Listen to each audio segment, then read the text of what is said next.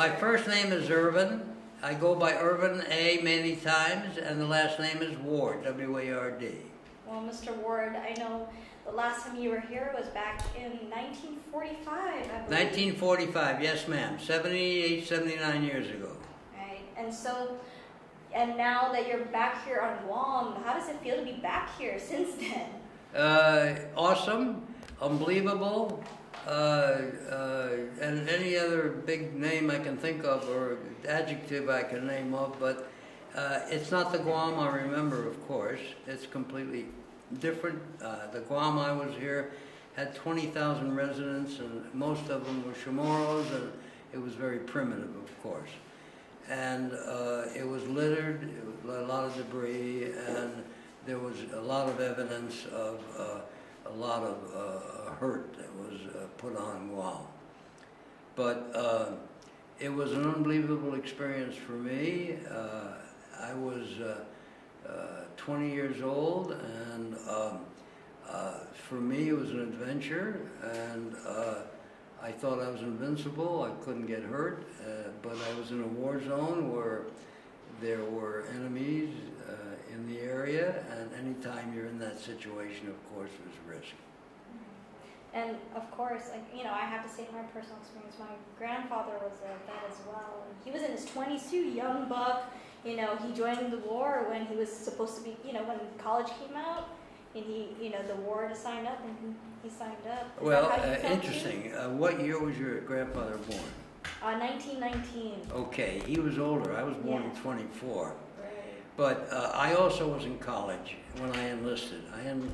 I turned 18 when I was, in September 8th, 1942, and I enlisted in December of 1942. So, in fact, I tell the story several times, but I returned to the United States after the end of the war and was discharged March 8th of 1946. And I was 21 years old, and I had 2.5 years of college and 3 years in the service.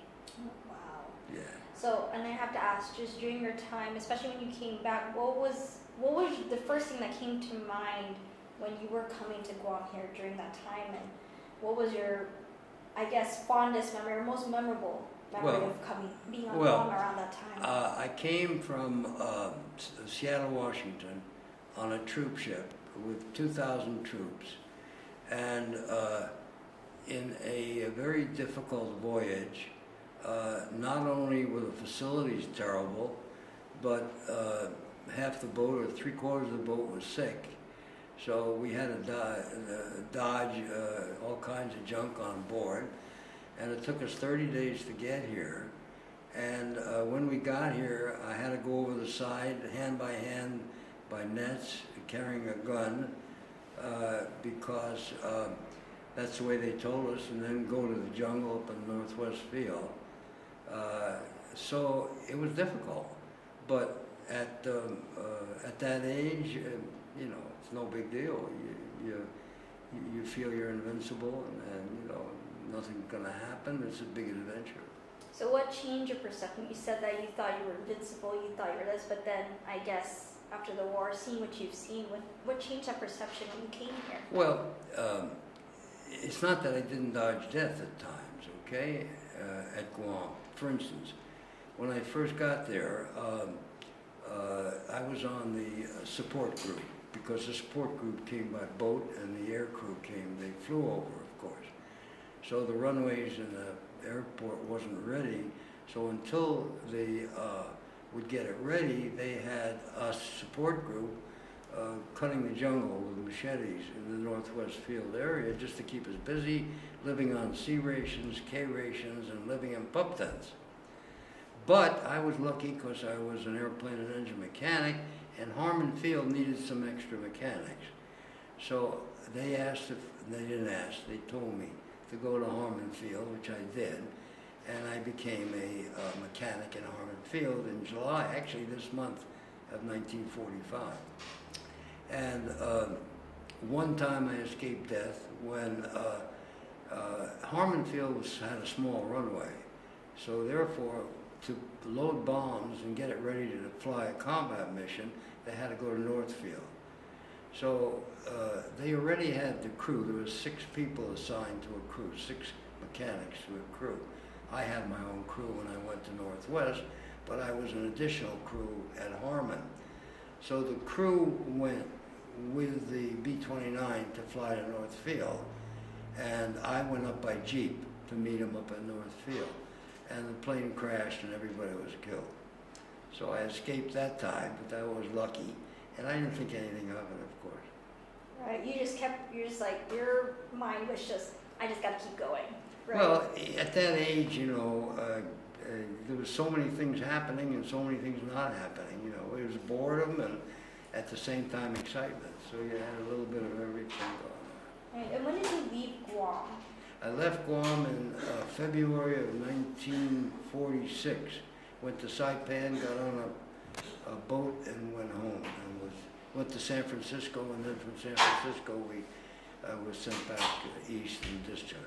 Did you ever think about your time on Guam often during this time? Since Did I what, ma'am? Did you ever think about, you know, your time on Guam? I think about it all the time. What was your favorite about, you know, being here on the island around that time? I don't think I had any favorites.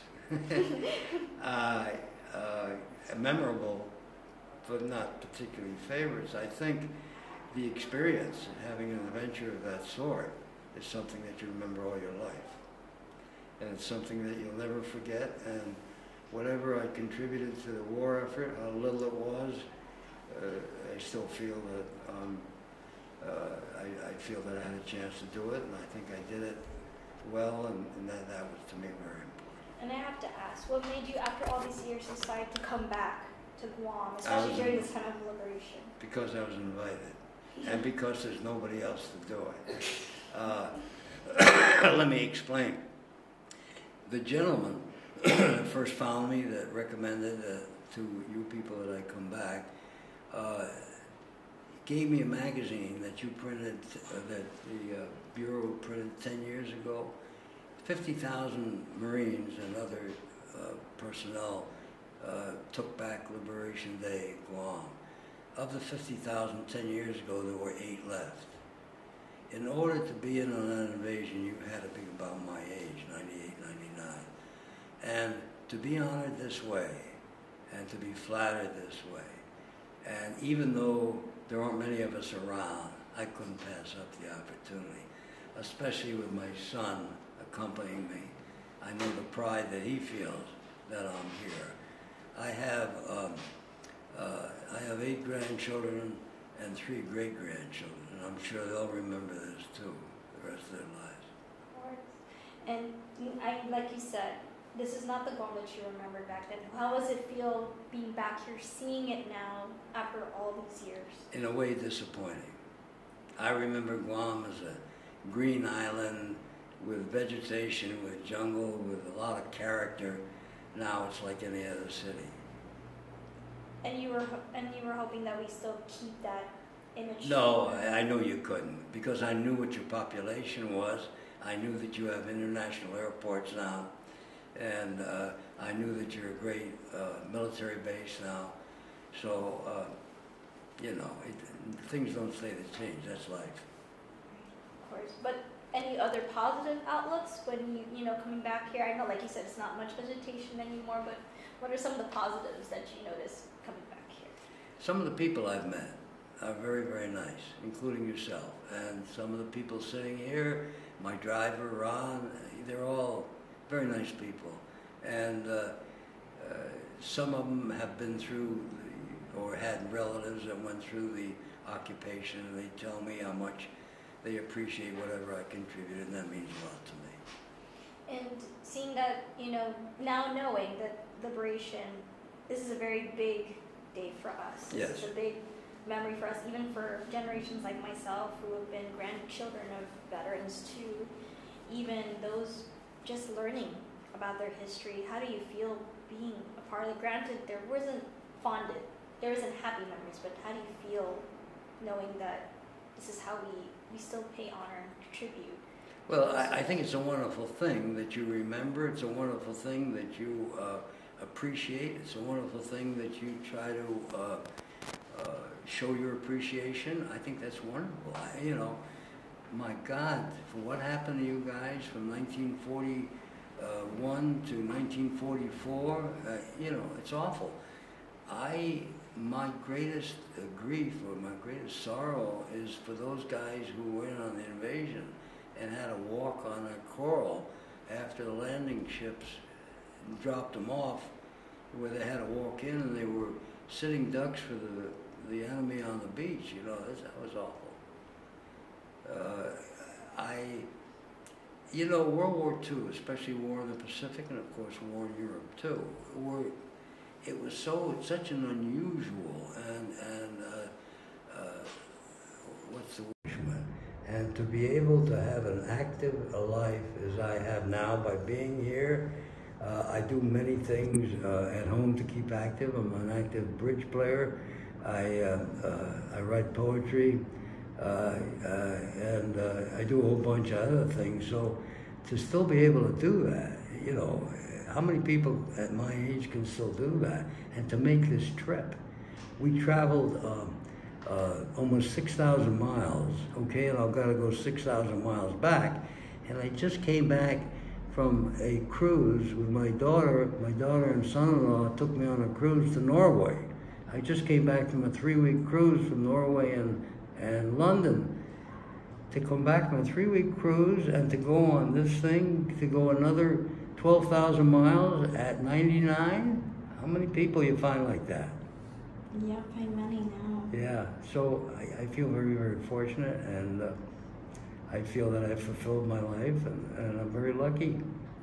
One more question. Sure. So we still have some survivors still living here on island. Granted, they were young kids when this happened. Have you met them already? Are you excited? I met some, yes. There was a group of survivors here, 3rd and 4th generation, that were here, that sat in.